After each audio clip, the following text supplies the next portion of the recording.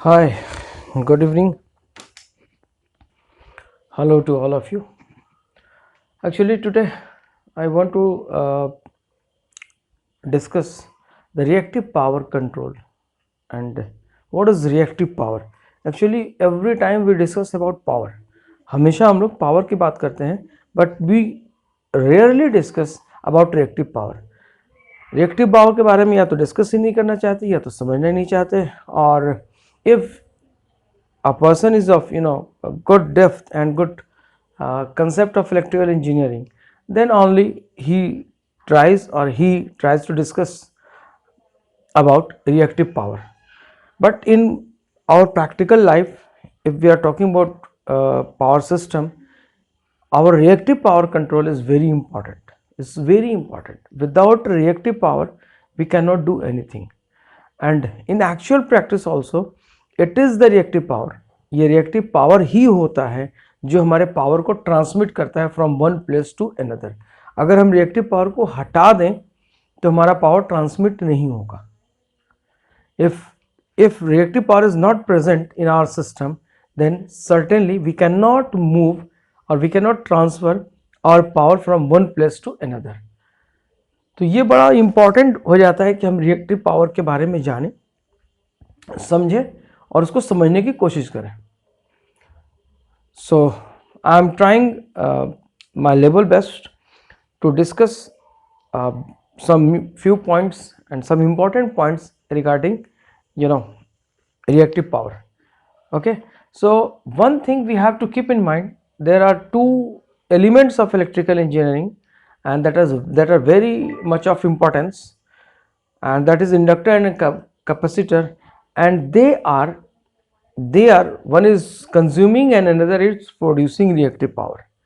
तो अगर हमारे सर्किट में पावर सिस्टम में इंडक्टर और कैपेसिटर नहीं होंगे तो हमारे सर्किट में रिएक्टिव पावर नहीं होगा.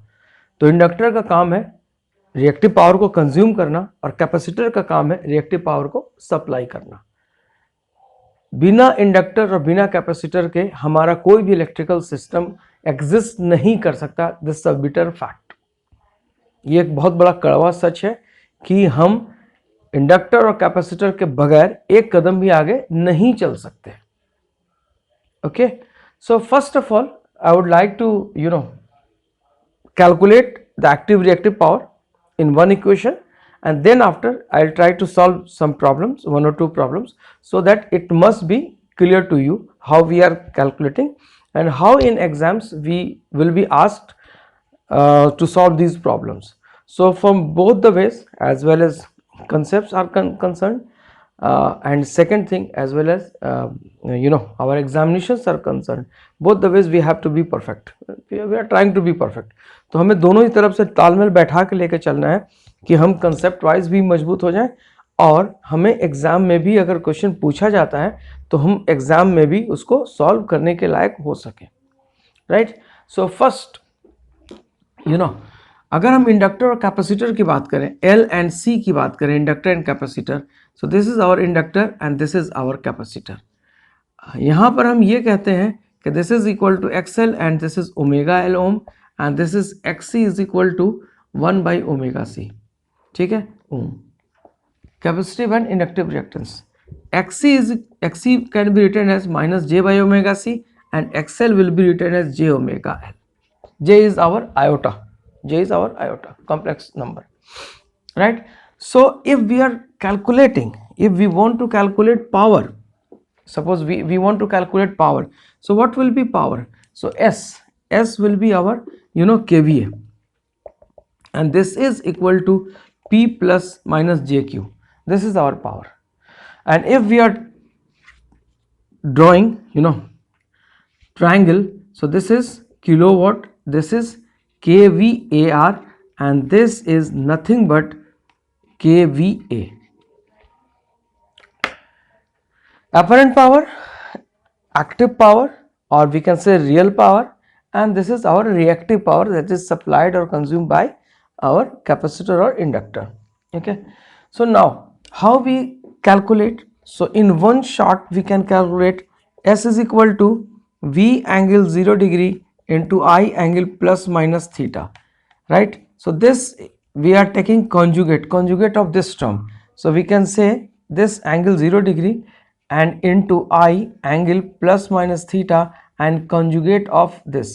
So what this is indicating, you know, I plus theta, and this is called leading current, और लीडिंग करंट कैसे मिलेगा? So this will be due to capacitor, and this I is equal to minus theta, this we call lagging current, and lagging current कैसे मिलेगा? Due to inductor. Fine. So this is positive and negative. Fine.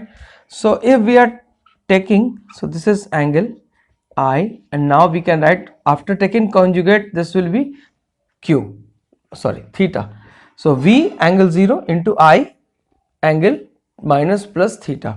So now we can write, so this V is VI and angle is minus and plus theta. So we can write VI cos theta, ऐसा लिख सकते हैं हम लोग, and minus plus j V I sine theta, ये लिख सकते हैं. इसको हम कहते हैं कि this is our active power and minus plus j this is our reactive power.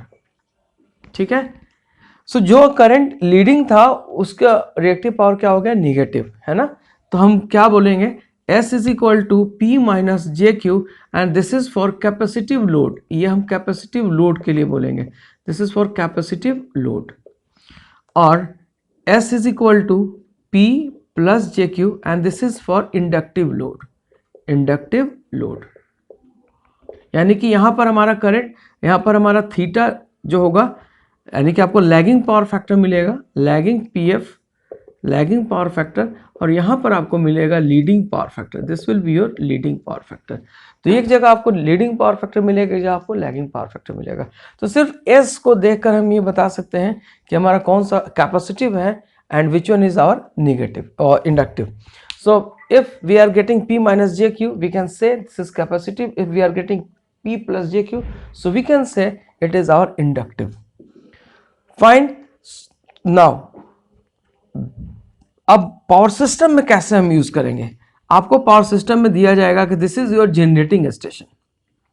यहां से हमने, ये आपका रिएक्टेंस है, यहां से अपने पावर को ट्रांसमिट किया, कर दिया, और ट्रांसमिशन लाइन के थ्रू वहां पहुंचे आप, ये यहां पर आ गए, और ये आपका बस बार आ गया, और यहाँ से आपने एक इंडक्टिव लोड को कनेक्ट कर दिया.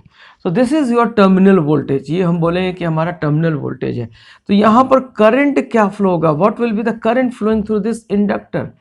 तो ये आपको करंट जो होगा, आपको मान लिया जाए कि IL फ्लो होगा, right. So because this is inductor, inductor के बारे में एक रटी रटाई बात हम लोग जानते हैं, and this is the fact कि इंडक्टर में, in inductor active power is equal to 0. Inductor में मेरे को क्या मिलेगा? एक्टिव पावर 0 मिलेगा, राइट.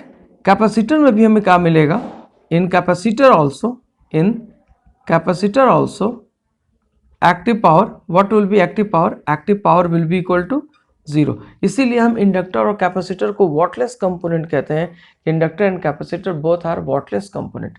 ये हमारा एक्टिव पावर नहीं लेता. तो यहाँ पर क्या होगा? यहाँ पर हमारा P जो होगा that will be equal to 0 watt. तो यहाँ पर होगा क्या? यहाँ पर आपको Q मिलेगा, and Q is equal to reactive power. और इस रिएक्टिव पावर की वैल्यू कितनी होगी? So this will VT/IL into sine phi. ये आपको ये मिलेगा, VT/IL and sin phi. And because this is pure inductor, so phi की वैल्यू क्या होगी? phi will be equal to 90 degree. So this will be 90 degree. So Q की value क्या होगी? So Q will be equal to VT into IL. VT into IL. ये आपका reactive power कहाँ मिला? इंडक्टर के across. So this is the reactive power across inductor. So now the question is, okay fine. So inductor के across जो हमारा reactive power मिला, so that this is equal to QL, and this is VT into IL, and this IL can be written as, IL can also be written as VT by omega L. So we can write here VT square and divided by omega L. So we can also write VT square by XL. यानी कि inductive reactance के term में भी हम लिख सकते हैं. So this is our reactive power and इसको आप केवीआर कह सकते हैं या वार कह सकते हैं. अगर किलो में होगा तो केवीआर, और अगर किलो नहीं होगा तो इसको हम, जैसे में यहाँ पे बोलते हैं वॉट, उसी तरीके से इसको हम वार बोल सकते हैं, ठीक है, और इसको हम वोल्ट एम्पियर बोल सकते हैं. Fine. So this is the reactive power across inductor. आपको मिल गया. This is the reactive power across inductor, right. So now let us start with capacitor. Once again we can think about capacitor as well. So if this is your generator, now this is your generator and this is reactance xg and this is bus bar. Now here you are connecting your transformer and this is your transmission line. This is again transformer and this is your bus bar where you are connecting a capacitive load, and that load is, you know, this is your capacitor. So this, if this terminal, this bus bar voltage is Vt and this IC current is flowing, and what is the, because this is capacitor, so हम लिख सकते हैं कि this is XC and XC की जो value होगी minus j by omega C, minus j by omega C. We can write, so XC can be, we can write XC can be written as, you know, X is equal to 1 upon omega c. So now because again this is capacitor, तो यहाँ पर power की जो value होगी that will be equal to 0 watt. Power will be 0. So what will be the reactive power? Active power is 0. This is reactive power is active power is 0. So what will be reactive power? Reactive power will be equal to Vt IC and sin phi, right? And because this is, you know, pure capacitor, and in pure capacitor there is a phase difference of 90 degree. This is IC and this is VC.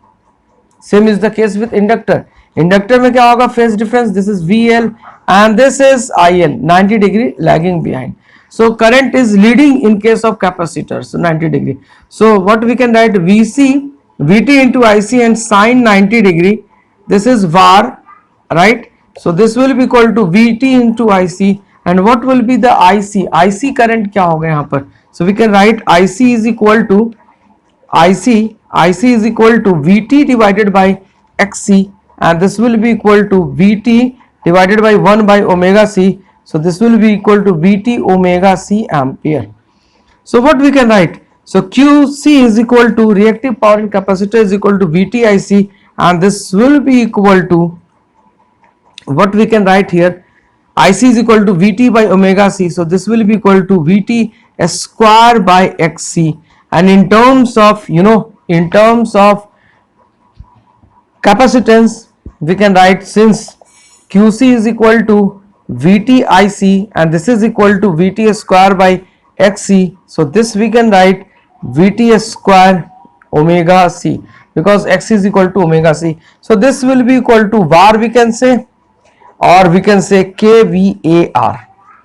So this is all about active power and reactive power in case of capacitor, and in case of inductor when they are connected at terminal or load end, or you can say receiving end terminal. This is your sending end and this is your receiving end. Fine.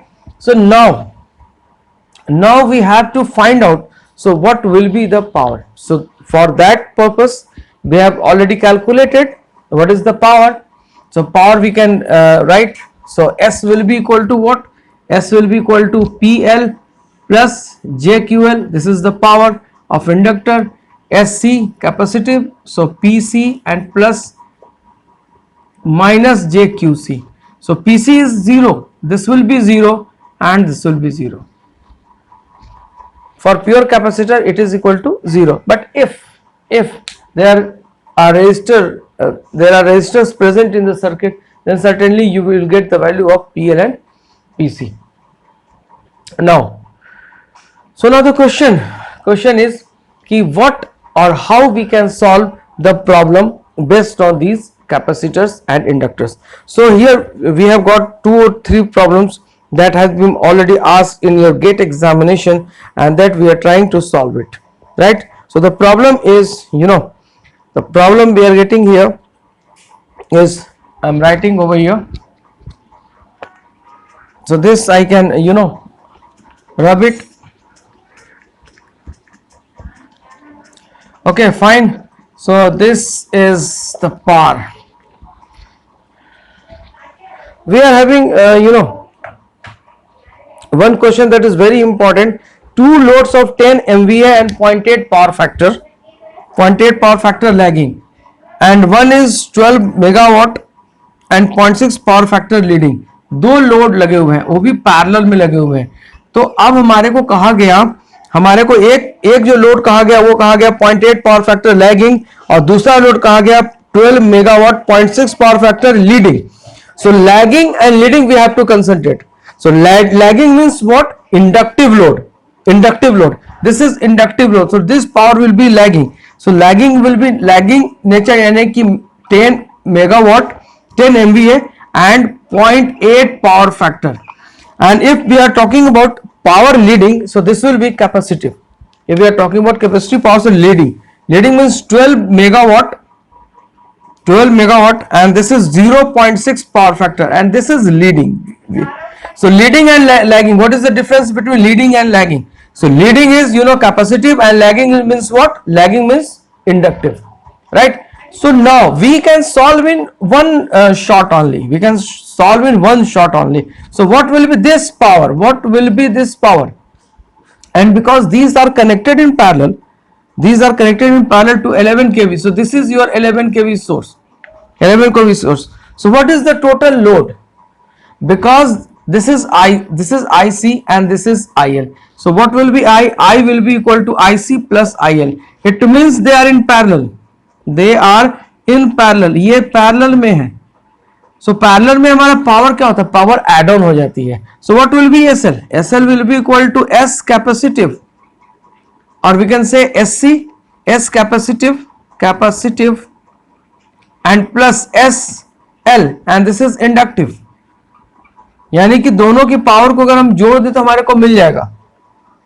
अब आपके पास बात आती है कि आपको MVA लेना है. So MVA you are already having, right?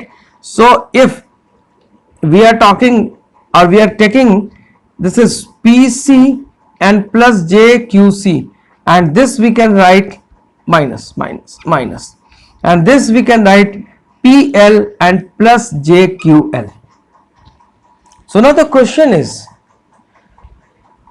कि what is PC and what is QC? So PC की अगर हम बात करें, ये आप देखिए यहां पर, this is your P and this is your Q, और ये आपका S आता है, ये आपका फाई एंगल आती है.